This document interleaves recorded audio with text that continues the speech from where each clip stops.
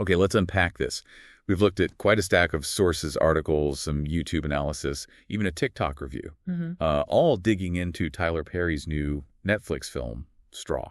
Right. So our mission for this deep dive, we want to pull out the most important bits, the surprising insights, the real emotional heart of it, so you walk away fully informed. Absolutely. And these sources, they really do give us a deep look into a story that uses a really shocking personal event to talk about bigger societal issues. Yeah. And here's where it gets really interesting, right? Straw focuses on Janaya, played by Taraji P. Henson. She's a single mom. And the film basically drops us into, well, what's described as the absolute worst day of her life. Just awful. She's drowning in medical bills for her daughter, Arya, who's sick. And then, bam, everything happens at once. Loses her job, gets evicted, even gets robbed. It paints this picture of someone just pushed completely beyond their limit. And that breaking point, it comes when she goes to a bank. Right. She's desperate, needs to cash a check, but then realizes she forgot her ID. And in this moment, the analysis really points to this. It's like pure desperation. She pulls out the gun, the one she grabbed during that robbery attempt earlier. Wow. And just like that, she's the one holding hostages. That's intense. And the sources point out something really fascinating here. Inside the bank, as this whole thing is escalating, Janaya actually starts getting some unexpected support. Yeah, that's right. From the bank manager, Nicole, that's Sherry Shepard, and also lead investigator, Detective Raymond, who's played by Tiana Taylor. Okay. And they're shown, actually listening to her, trying to understand her struggle, trying to de-escalate things. It's not just about containment. That's a different dynamic than you might expect. Definitely. And this is also where the sources start flagging that, well, certain things in the film just feel a bit off. How so? Well, through the first part of the story, Janaya seems to be interacting with her daughter, Arya, like normally. Okay, like dropping her at school. Yeah. Things like that. Exactly. Dropping her off, getting calls from the school principal who's worried about potential child services getting involved because of some bruises. Oh, okay. So you see these sort of tense but seemingly normal mother-daughter moments playing out. Right, but there's this kind of subtle unease building underneath it all. And then comes the bombshell.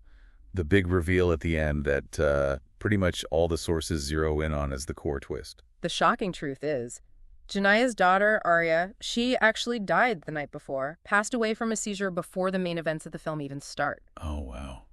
That is devastating. So the analysis in the sources, it suggests Janaya was just so overcome with grief, with trauma, that she basically lost touch with reality. Completely disconnected. She just kept going through her day, living out her routine as if Arya was still right there with her. Like her mind couldn't handle it. Exactly. One source even uses this specific term, phantom life syndrome, to describe it. Her mind just couldn't process the loss, so it, clung to the life she knew with Arya. That makes a certain kind of tragic sense. And the sources, they're pretty careful to separate what was real from what was, part of this grief-induced state. Okay, so what was real?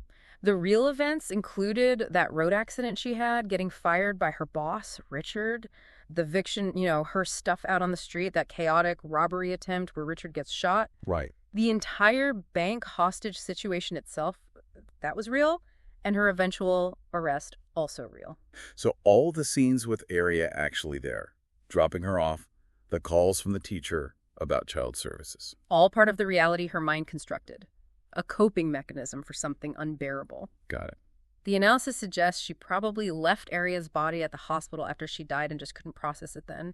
And it highlights how her mind kind of twisted real events, like a real call about unpaid hospital bills. She heard it as a call about a $40 school lunch debt for Arya, something she'd been worried about. Ah, okay.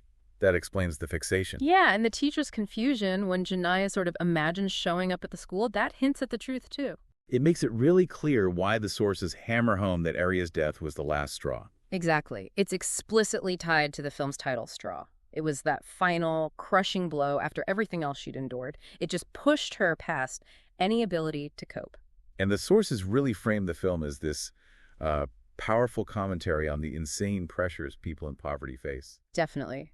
There's this one quote that several sources pull out from an older woman character in the bank. She says, "People don't know how expensive it is to be poor." Wow. That hits hard. It really does. And it kind of sums up the film's broader message, at least as the analysis sees it.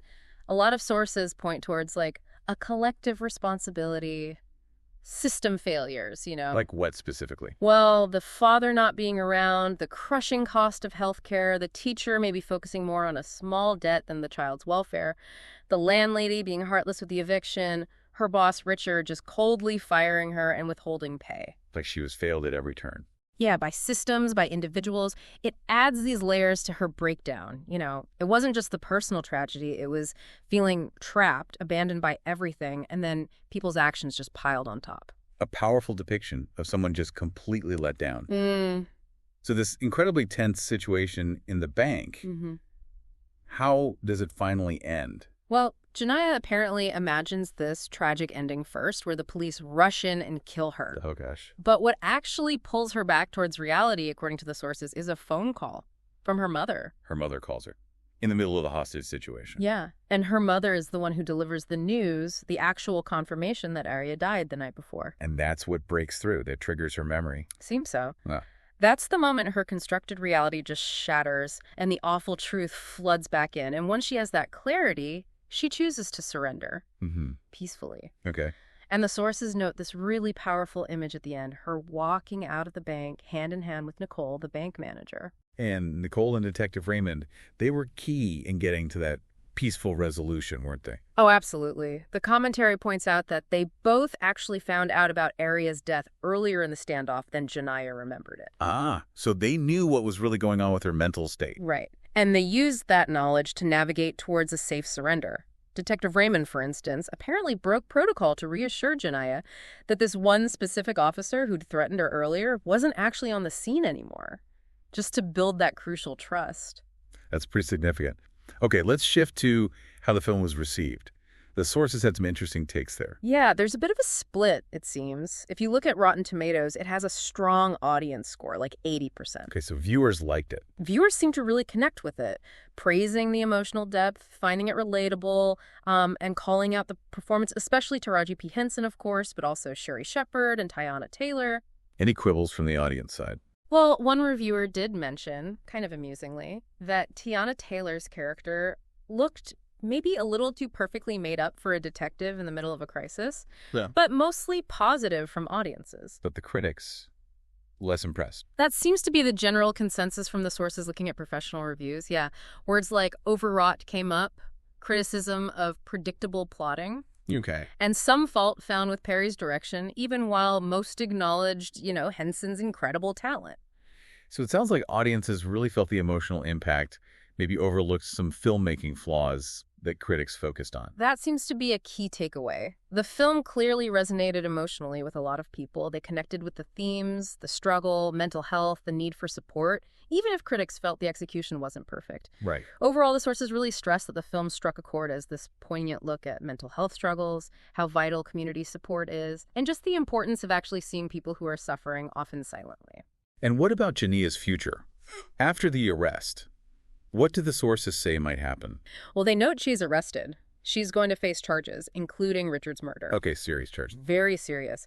However, the analysis suggests that the strong audience reaction plus the really overwhelming extenuating circumstances, her profound grief, her trauma, her obvious mental break, are likely to be huge factors. So, maybe not prison. It could potentially lead towards psychiatric care treatment rather than a long prison sentence. That's presented as a possible, maybe hopeful outcome given everything she went through. That makes sense, offering a path towards healing. It does. But there's a darker note, too. One source brings up this more sobering possibility. That Janiyah might just find it impossible to ever really make peace with Arya's death and with everything that happened that day. That she might still blame herself and tragically could end up taking her own life. Wow. That's, a stark reminder of how deep that trauma runs. It really is. It underlines the potential long-term devastation. Okay. So, pulling this all together, what does this deep dive into Straw really show us? Well, looking through the lens of these sources, Straw uses this central, really shocking twist, Janiyah's break from reality, as this powerful way to explore grief. But more than that, it highlights the devastating impact when that grief slams into systemic poverty and a real lack of support. Right. The last straw concept. Exactly. And the different reactions from audiences and critics, that's interesting too. It shows that while, technical filmmaking matters, the film's power, according to the sources, really lies in its ability to connect emotionally, to make people think about those invisible struggles and how crucial empathy and intervention are. It definitely seems to have sparked a lot of conversation. Which leads to, I guess, a final question for you, the listener. In a world where, like that quote says, it can be incredibly expensive to be poor, and where people can so easily reach their own last straw, how aware are we, really? How aware are we of how close someone nearby might be to breaking? Or maybe how far gone they already are until it's tragically too late?